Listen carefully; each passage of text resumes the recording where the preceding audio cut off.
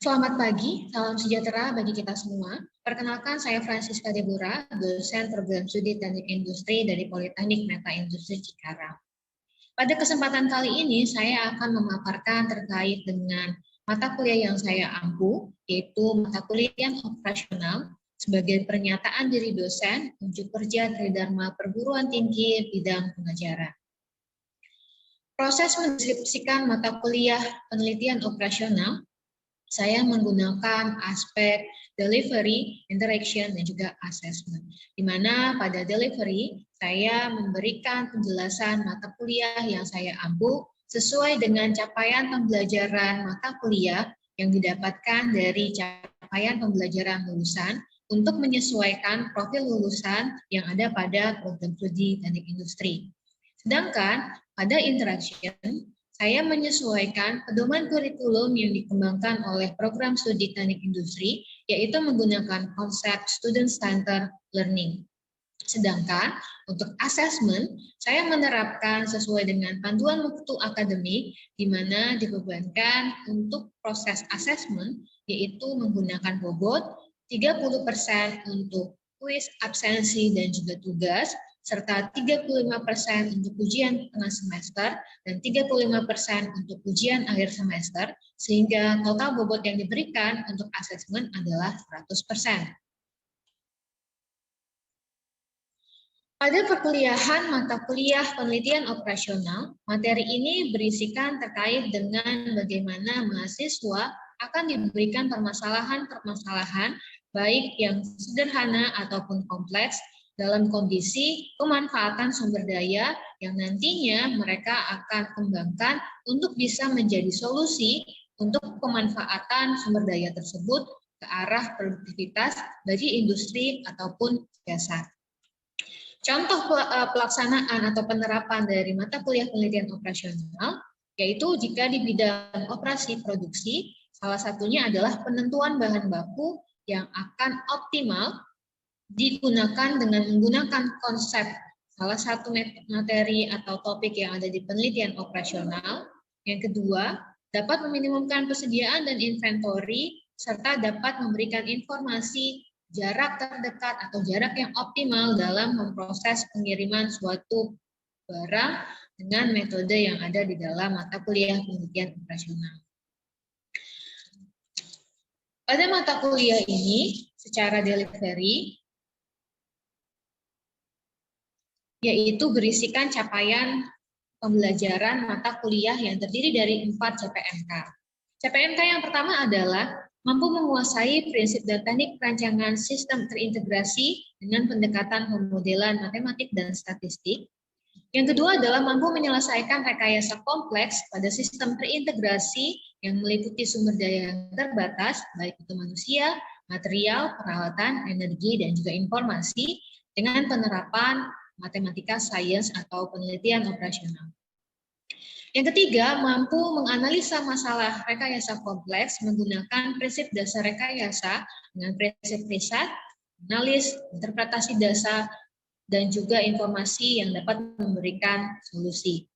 Yang keempat, mahasiswa mampu menggunakan perangkat yang digunakan untuk proses penelitian operasional, salah satunya adalah POM QM for Windows. Melalui CPMK yang dibebankan pada mata kuliah penelitian operasional, maka mata kuliah ini terdiri dari 16 pertemuan, yaitu 14 pertemuan tatap muka, 1 pertemuan ujian tengah semester, dan 1 ujian dari ujian akhir semester. Berikut adalah pertemuan yang terinformasi dalam 16 pertemuan. Pertemuan pertama sampai pertemuan ke-7 itu adalah pemberian topik mata kuliah, dan di pertemuan ke-8 itu akan terlaksana ujian tengah semester, sedangkan pertemuan 9 dan juga 15 sampai 15 itu adalah terkait dengan topik materi penelitian operasional, dan di pertemuan ke-16 itu diakhiri dengan ujian akhir semester. Selanjutnya, untuk interaction yang digunakan pada proses pembelajaran mata kuliah penelitian operasional, yaitu menggunakan konsep SCL atau Student Centered Learning, di mana pada konsep SCL, kita sebagai dosen akan menjadi fasilitator dan motivator yang akan memberikan interaksi kepada mahasiswa dan memberikan feedback kepada mahasiswa agar mahasiswa menunjukkan kinerjanya yang kreatif secara utuh dari kognitif, motor, dan juga afektifnya. Sedangkan sumber belajar yang digunakan selama kegiatan perkuliahan daring itu memanfaatkan Google Classroom, yaitu salah satu media yang digunakan dalam pembelajaran daring dikarenakan Politeknik Meta Industri belum memiliki LMS. Yang kedua itu adalah Zoom, dan yang ketiga itu adalah diskusi dari WhatsApp Group, di mana semua mahasiswa bergabung di dalam WhatsApp Group tersebut. Berikutnya terkait dengan aspek asesmen. Aspek asesmen adalah bagaimana saya selaku dosen dapat memberikan penilaian secara objektif kepada mahasiswa sesuai dengan hasil belajar yang ada. Nah, sesuai dengan RPS dan kontrak kuliah yang disampaikan di awal, untuk bobot penilaian mengikuti buku manual mutu akademik, di mana bobot tersebut terdiri dari 30% untuk kuis, absensi, dan tugas, 35% untuk ujian tengah semester, dan 35% untuk ujian akhir semester, di mana total bobotnya berjumlah 100%. Dengan 3 aspek yang saya gunakan pada proses pembelajaran saya, berikut ini saya tampilkan proses mengajar yang saya lakukan melalui Zoom.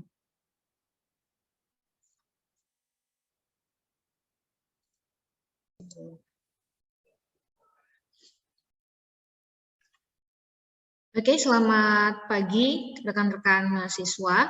Hari ini kita akan melanjutkan materi pertemuan kedua untuk mata kuliah penelitian operasional, di mana topik yang akan kita bahas hari ini itu adalah terkait dengan linear programming atau program linear.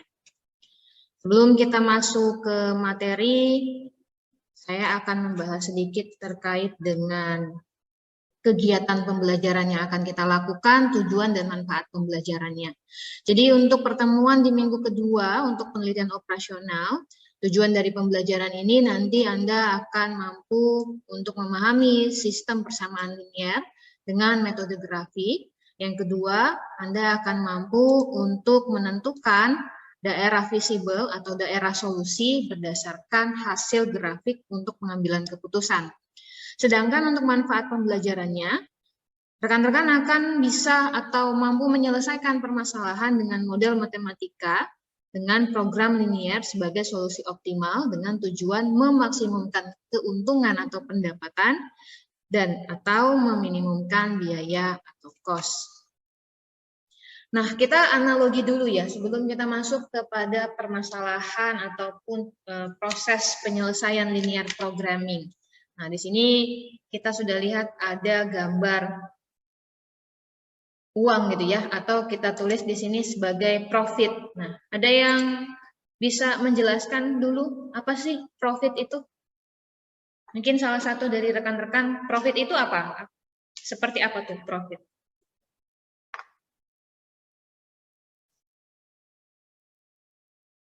Bisa di open mic mungkin, Mas Nasrul, apa tuh profit? Profit itu kayak semacam keuntungan gitu ya Bu, yang kita dapat. Keuntungan yang kita dapatkan gitu ya. Yang kita dapatkan ini asal dari profit itu dari mana? Kira-kira ada yang bisa memahami nggak? Kita bisa mendapatkan profit kalau seperti apa?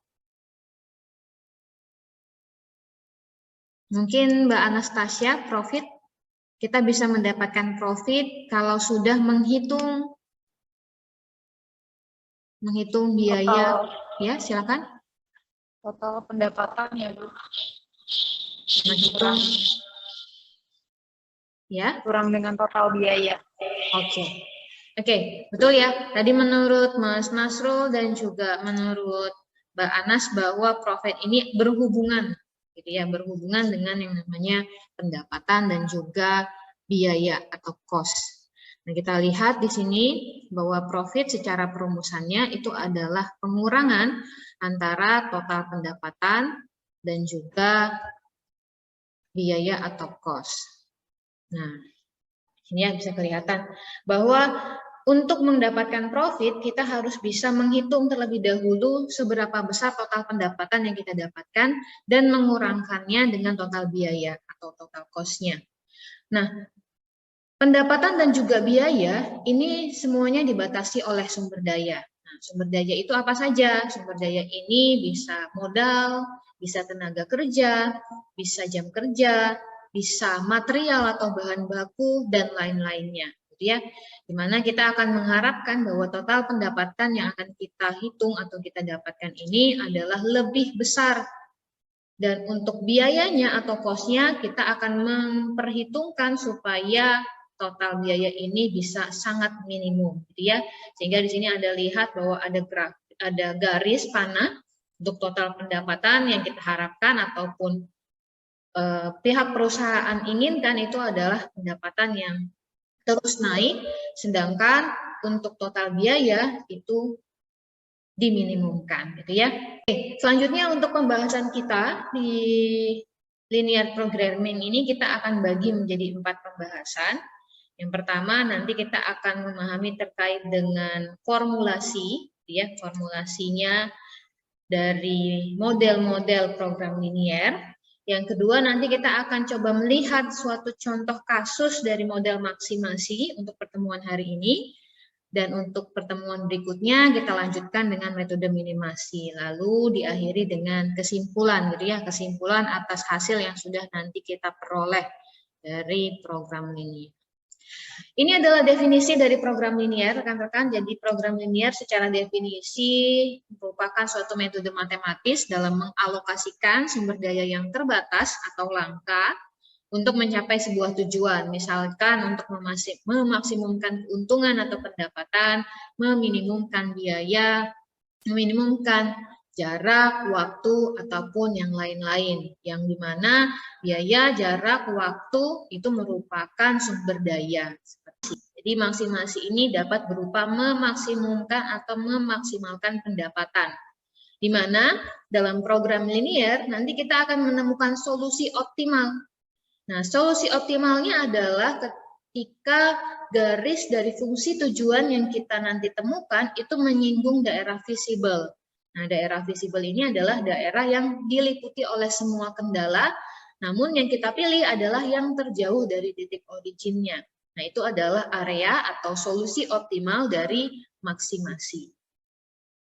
Nah, kita lihat di sini untuk contoh soalnya, saya ambil dari Introduction Management Science. Di sini kita lihat ada permasalahan terkait dengan proses produksi dari mangkuk dan juga gelas. Ya, nah, lihat dulu. Nah, di sini ada informasi resource requirement. Jadi produknya ada 2. Yang pertama adalah adanya mangkuk dan juga adanya mug atau gelas. Nah, sumber dayanya itu ada 2 di sini yang menjadi kendala atau batasan.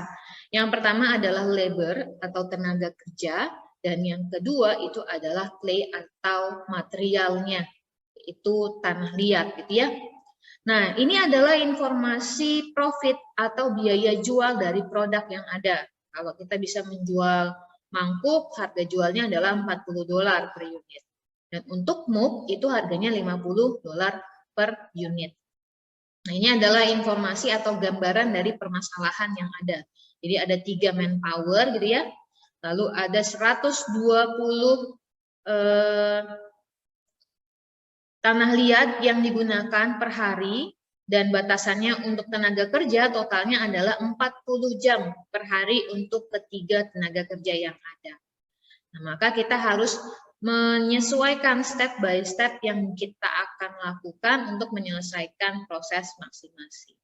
Sebelumnya ada yang mau ditanyakan dulu? Mungkin dari materi ini sebelum kita bahas lebih lanjut.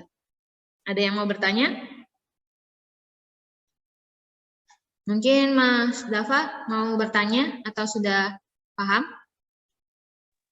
Jauh ini masih belum ada pertanyaan. Belum ya, masih bisa dipahami ya. Oke, next kita akan bahas step by step-nya. Jadi step by step di sini kita lihat yang pertama, kita harus bisa menggambarkan variabel produk ke dalam suatu model matematik. Nah, suatu model matematik berarti kita akan notasikan dia. Nah, di sini untuk mangkuk kita notasikan X1, untuk gelas kita notasikan X2. Nah, yang kedua kita akan membuat yang namanya fungsi tujuan. Jadi fungsi tujuan ini kita inisiasikan dengan Z. Jadi Z sama dengan 40.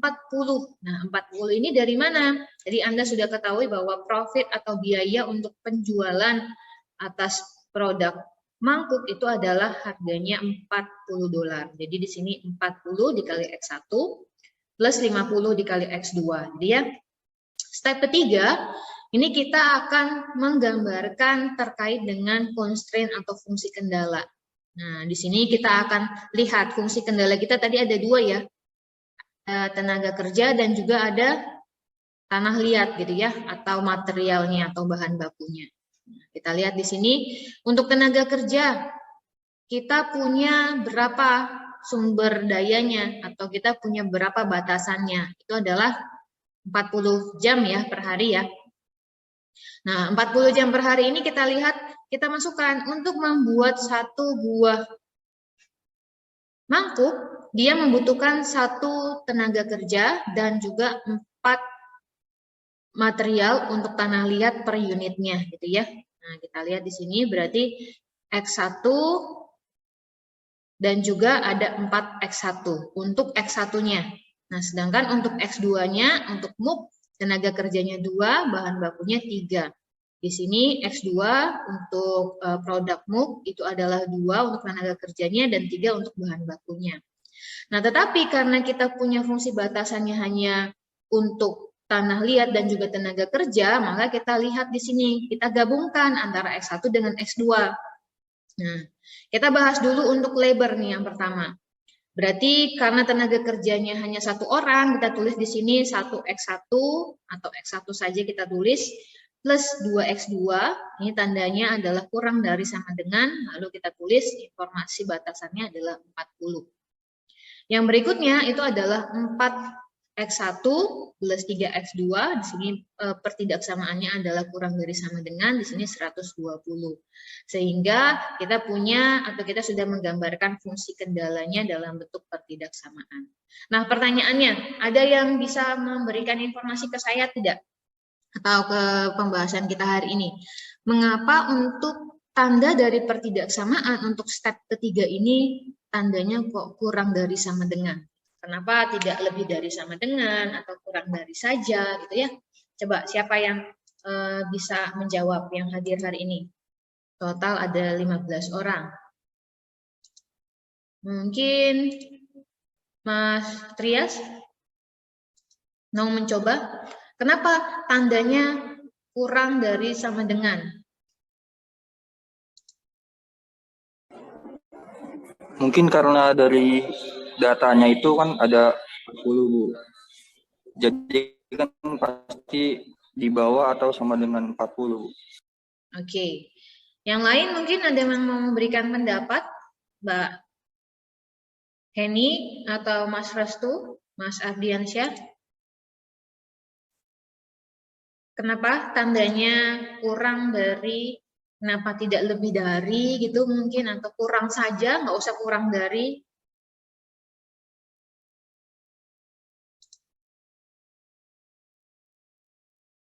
Oke, sama saja ya berarti jawabannya ya. Tadi rekan Anda yang sudah mewakili sih sudah jelas ya bahwa kurang dari sama dengan ini menginformasikan bahwa sumber dayanya terbatas. Tadi ya, karena sumber dayanya terbatas, maka kita tidak boleh lebih. Jadi ya, tetapi harus, kenapa Bu tidak kurang saja? Nah, kalau kurang saja berarti tidak maksimum kita melakukan optimalannya.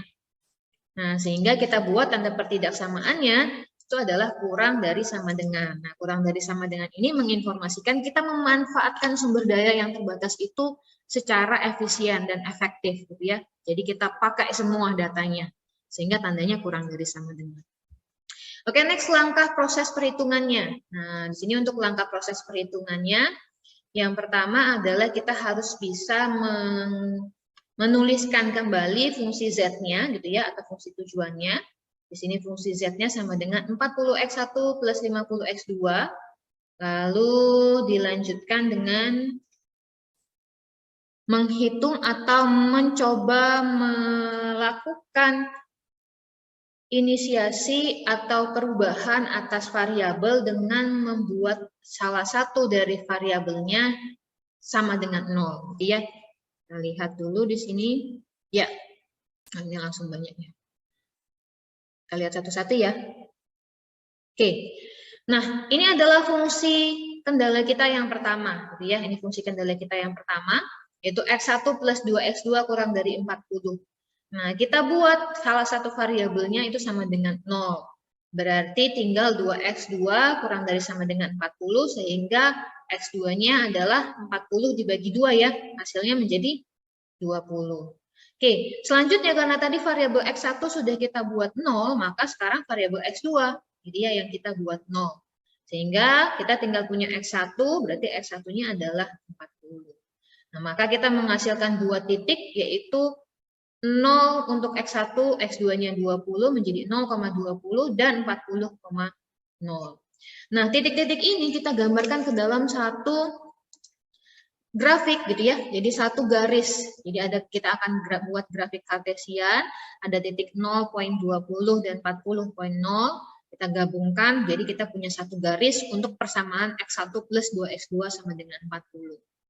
Nah, untuk fungsi kendala yang kedua dengan cara yang sama, kita buat X1-nya 0, maka kita akan mendapatkan X2 dari 120 dibagi 3, hasilnya 40. Dan untuk X1, kita buat X2-nya sama dengan 0, maka 4X1 kurang dari 120, sehingga X1-nya adalah 30, maka kita mendapatkan garis yang kedua 0,40 dan 30,0. Sampai sini ada yang mau ditanyakan atau terlalu cepat materinya? Cukup jelas Mbak Sabila? Masih di off mic-nya? Iya, Bu. Iya, oke ya. Oke, kalau kita sudah punya dua garis tadi, ini tadi ya, ada dua garis, kita satukan menjadi satu garis, grafik kartesian atau satu koordinat, jadi gambarnya seperti ini, ada dua garis dari dua persamaan yang kita punya. Nah, tadi masih ingat ya, kita harus mencari solusi daerah yang terjauh dari titik originnya. Nah, sehingga kita lihat di sini ada 3 titik yang merupakan hasil atau alternatif yang nanti kita miliki. Ada alternatif A, alternatif B, dan alternatif C. Nah, pertanyaannya, Bu, kenapa tidak sampai alternatif yang titik poin 40 ini yang ditunjukkan oleh kursor ya? Nah, kita akan melihat bahwa titik terjauh dari origin ini yang paling dekat itu adalah area A atau area titik 0,20. Nah, sehingga kita akan tarik dia dari yang terdekatnya, gitu ya, dari yang terdekat ke titik 0. Di sini, lalu titik B yang merupakan titik perpotongan dari dua garis persamaan, lalu titik C. Nah, pertanyaannya adalah selanjutnya, Bu, titik B ini kita tidak tahu nih nilainya, karena yang kita temukan hanya titik A dan titik C. Maka kita bisa selesaikan dengan metode apa untuk mencari titik B? Masih ingat nggak di materi matematika dasar? Kalau ada dua persamaan berpotongan, maka kita bisa mencari nilai perpotongan B itu dengan cara apa? Mas Dava mungkin, atau Mbak Anas, Mas Fajar?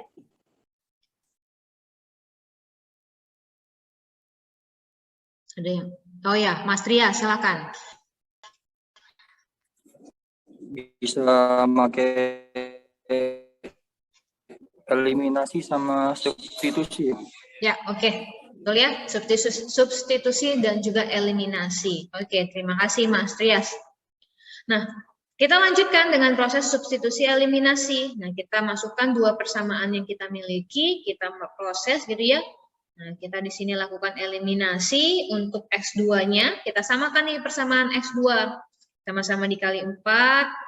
Oh sorry, kita samakan X1 jadi ya, X1-nya kita kali 4, yang X1 di bagian persamaan kedua kita kali 1, sehingga nanti X1-nya itu sudah sama-sama 4 gitu ya. Yang lain tinggal kita sesuaikan dengan perkaliannya. Nah, kita lihat di sini untuk 4X1 dan juga 4X1 di variabel atau di persamaan kedua sudah sama, karena dikurang berarti kita bisa coret ya. Karena 4X1 dikurang 4X1 akan sama dengan 0.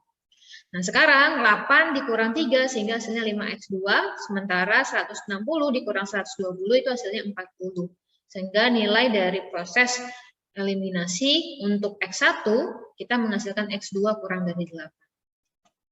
Selanjutnya kita substitusikan ke dalam salah satu persamaan supaya kita bisa mencari nilai X1. Boleh persamaan 1, boleh persamaan kedua gitu ya. Mana yang lebih mudah untuk rekan-rekan hitung di dalam proses substitusinya. Oke, sebentar ini ada. Oke, kita lihat. Nah, kita masuk yang lebih mudah untuk persamaan 1 ya.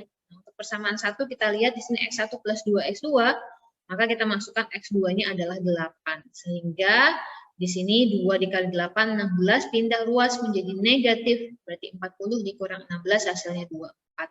Sehingga titik yang akan dihasilkan untuk titik B itu adalah 24,8 gitu ya. Nah, ini 24,8. Oke, sekarang kita sudah punya 3 titik dan setiap titik itu menghasilkan X1 dan X2. Nah, tadi di slide sebelumnya Anda mengetahui atau kita sudah buat X1 itu adalah informasi untuk mangkuk, X2 untuk muk atau gelas.